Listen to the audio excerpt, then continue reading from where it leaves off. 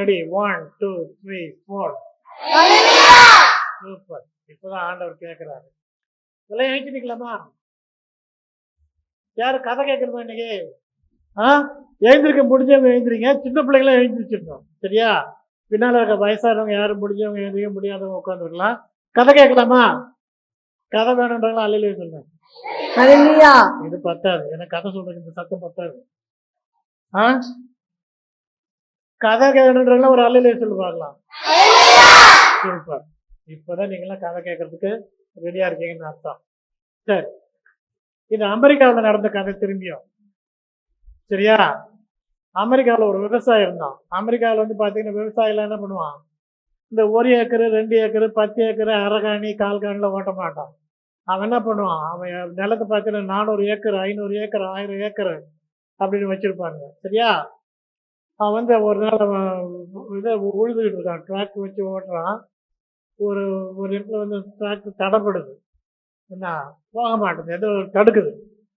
அவன் இறங்கி பார்க்குறான், அது ஒரு பெரிய கல். அந்த கல்லை அவன் என்ன பண்ணுறான், கல் வித்தியாசமாக இருக்குது அப்படின்ட்டு அதை கழுவிட்டு பார்க்குறான். அது என்னது? வைரம், வைரக்கல், நல்ல பெரிய வைரக்கல், இவ்வளோ பெருசு என்ன. ஆனால் அவனுக்கு அந்த வைரக்கல்லுன்னு தெரியல. பார்க்குறான், சுற்றி தெரிஞ்சு அப்படி திருப்பி பார்க்குறான். பார்த்துட்டு என்ன பண்ணுறான், அவன் அந்த வைரக்கல் எடுத்து அவன் ஒரு கழுதை வச்சுருப்பான். சந்தைக்கு போகும்போது பொதி ஏற்றிட்டு போகிறதுக்கு அந்த கழுதை, அந்த காய்கறி எல்லாத்தையும் ஏற்றிட்டு போகிற அந்த கழுதை வச்சுருப்பான். அந்த கழுதை கழுத்தில் என்ன பண்ணிட்டு அதை வந்து அழகாக கட்டி விட்டு என்ன சந்தைக்கு போனான். சந்தைக்கு போகிற வழியில் ஒரு நகைக்கடை, ஏன்னா ஒரு வைர வியாபாரி, ஒரு நகைக்கடை. அவன் பார்த்துட்டு என்ன பண்ணுவான், இந்த கல் வித்தியாசமாக இருக்குது அப்படின்ட்டு அந்த இவனை கேட்குறான், விவசாயிகரை எங்கடா இருந்துச்சு இந்த கல், இவ்வளோ நாள் அழகாக இருக்குது, எப்படி உனக்கு கிடைச்சது அப்படின்னா, என் வயலில் வந்து நான் ஓட்டிகிட்டு இருக்கும்போது உழுதுட்டு இருக்கும்போது இந்த இதில் தட்டுப்பட்டுச்சு டிராக்டரில், அது என்ன பண்ண எனக்கு தெரியல, எடுத்து நான் கழுத்தில் கட்டிட்டேன் அப்படின்னா. சரி, கழுத்தை சும்மா தோங்குறதுக்கு நான் உனக்கு ஒரு $50 கொடுக்குறேன் அப்படின்னா. சும்மா கடந்த கல் $50 கொடுக்குறேன். என்ன பண்ணிட்டான், கொடுத்துட்டு வாங்கிட்டான், $50 வாங்கிட்டு போயிட்டான். சரியா? அந்த நகை வியாபாரிக்கும் அதை பற்றி அவனுக்கு அவ்வளோ விவரம் தெரியாது, அது என்ன மாதிரியான வைரம் என்ன ஆகுது. அவன் கடைக்கு ஒரு வைர வியாபாரி வந்தான். அந்த வைர வியாபாரி பார்க்க அவனுக்கு ஆச்சரியமாயிடுச்சு. இவ்வளோ பெரிய கல், என்ன இவ்வளோ பெரிய வைரக்கல்லாக இருக்குது, இதை வந்தாக்க நமக்கு என்ன பண்ணலாம், வரம்பரைக்கு நாம் என்ன பண்ணலாம், உட்காந்து சாப்பிடலாம், அவ்வளோ அழகான கல், அவ்வளோ விலை பொருந்திய கல் அப்படின்ட்டு அந்த நகைக்கடைக்காரர்கிட்ட கேட்டான், இந்த கல்லை நீ எனக்கு கொடுக்குறியா, எவ்வளோ கொடுப்பா அப்படின்னு. அந்த வியாபாரி சொன்னான், $100 கொடுத்துட்டு வாங்கிட்டு போ அப்படின்னா. என்ன எவ்வளோ கொடுத்துட்டு வாங்கிட்டு போனா, எவ்வளோ கொடுத்துட்டு வாங்கிட்டு போச்சுன்னா $100 கொடுத்துட்டு வாங்கிட்டு போ அப்படின்னா. அவன் கஞ்ச பேசினாரு, நான் $100 கொடுக்க மாட்டேன், நான் எவ்வளோ கொடுக்குறேன், $80 கொடுக்குறேன், நீ கொடு அப்படின்னா. என்ன இவன் நகைக்கடை வியாபாரி பார்க்குறான், நான் $50 வாங்கினேன், பாதிக்கு பாதியாக நமக்கு லாபம் கிடைச்சதை நம்ம விற்க முடியும். சரியா? $50 வாங்கணும், $100 கொடுத்தா வாங்கிட்டு போகலாம், விற்றுலாம் அப்படின்னு. அவன் வந்து ஒரு $80 வரைக்கும் பேசி பார்த்தா அவன் முடியாதுட்டான். நீ $100 கொடுத்து நான் கொடுத்துட்றேன் உனக்கு, இல்லை நான் விட்டுருவேன் அப்படின்ட்டான். ஆனால் இந்த வியாபாரி, இந்த இவங்களுக்கு வயது வாங்குறவருக்கு என்ன தெரியுது, இது நல்ல விலை பொருந்திருந்து இதை வாங்கினா நம்ம வந்து பரம்பரைக்கு உட்காந்து சாப்பிடலாம், விற்றுட்டாக்கா, அதனால வந்து இது நம்ம வாங்கணும் அப்படின்னு பார்க்குறான். அவன் முடியாதுட்டான். அதெல்லாம் என்ன பண்ணிட்டு பேச போயிட்டான். சரியா? $80 கொடுக்க மாட்டேன்னு அவன் போயிட்டான். அடுத்த ஒருத்தன் வந்தான் அந்த கடைக்கு, வைர வியாபாரி. அவனை பார்க்க அவனுக்கு ரொம்ப ஆச்சரியமா போயிடுச்சு. வைரம் இவ்வளோ பெருசு கிடைக்கிறது ரொம்ப அதிசயம். அதனால வந்து அவன் என்ன பண்ணான், சாமர்த்தியமா கேட்டான் அவன்கிட்ட, என்ன விலை அந்த வைரம்? $100. உடனே அவன் $100 எடுத்து கொடுத்து என்ன பண்ணிட்டான், வாங்கிட்டு போயிட்டான். என்ன புரியுதா, எவ்வளோக்கு வாங்கின அந்த வைரத்தை?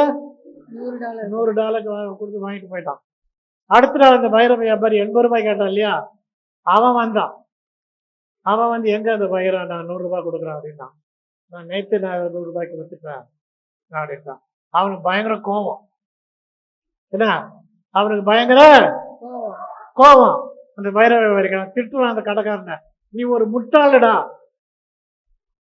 நீ ஒரு முட்டாளடா. அது என்னது, பயங்கரமான வைரம், அதை வித்த பரம்பரைக்கு உட்காந்து சாப்பிடலாம். அது தெரியாத முட்டாளா நீ வந்து அந்த $100 $100 வித்துட்டியே அப்படின்னு அவனை பிடிச்சி திட்டுறான். அந்த கடைக்கார ரொம்ப கூலா சொல்றான், நான் முட்டாள் கிடையாது, நீதான் முட்டாள், நீதான். முட்டாளா? ஏன் அவன் முட்டாளன்றான்? 20 ரூபாய்க்கு ஆ? 20 காசு போயிடும். கேவலம் ஒரு 20 ரூபாய்க்கு பார்த்து அவன் அவ்வளோ பணம் சம்பாதிக்கிறது என்ன பண்ணிட்டான்? விட்டுவிட்டான். அவன் இவனை முட்டாள்றான். ஆனா இவன் என்ன பண்றான்? நான் 50 ரூபாய்க்கு வாங்கினா 100 ரூபாய்க்கு விற்கிறேன், எனக்கு பாதிக்கு பாதி லாபம் கிடைச்சிச்சு, அது போதும் எனக்கு. ஆனா இவன் இந்த 20 ரூபாய், கேவலம் 20 ரூபாய்க்கு பார்த்துட்டு அந்த ஒரு வாய்ப்பு என்ன பண்ணிட்டான்? இழந்து போயிட்டான். இன்னைக்கு நம்மள அநேக பேர் அதை தான் இருக்கும். உண்மை எது, பொய் எது, எது ரொம்ப மதிப்பானது, எது மதிப்பற்றது தெரிய மாட்டேங்குது. சரியா? கர்த்தர் இயேசு கிறிஸ்து ஒருவர் தான் தன்னுடைய விலை பெற முடியாத விலையற்ற ரத்தத்தை சிந்தி என்ன பண்ணாரா? நம்மளை மீட்டுக்கிட்டாரு. சொல்லிடுறான் அப்போஸ்தலர் 13:48, நித்திய ஜீவனுக்கு நியமிக்கப்பட்டவர்கள் எவர்களோ அவர்கள் விசுவாசித்தார்கள். சரியா? அப்ப அந்த விலை தெரிஞ்சும் நம்ம மோட்சம் போடணும் இதெல்லாம் செய்யணும்னு தெரிஞ்சும் நம்ம என்ன பண்ண மாட்டேங்கிறோம். அது இருக்கட்டும், நம்ம அம்மா சொல்றத கேட்போம், பூஜை போடுவோம், பொங்கல் வைப்போம், பட்டை போடுவோம், அங்க பிரதர்ஷனம் பண்ணுவோம், அங்க ஓடுவோம், இங்க ஓடுவோம்னு ஓடிட்டு இருக்கோம் நிறைய பேர். அதனால என்ன கிடையாது, நன்மை கிடையாது.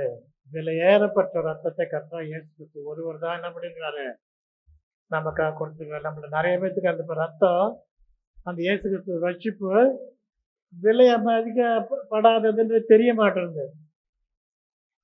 $20 விட்ட மாதிரி எல்லாத்தையும் விட்டுட்டு உட்காந்துருக்கோம். இனிமே யாராவது போல விட்டுட்டு உட்காந்துருப்பீங்களா? உட்கார மாட்டோம். எல்லாம் ஒரு அலையில சொல்லாமா? ஹல்லேலூயா.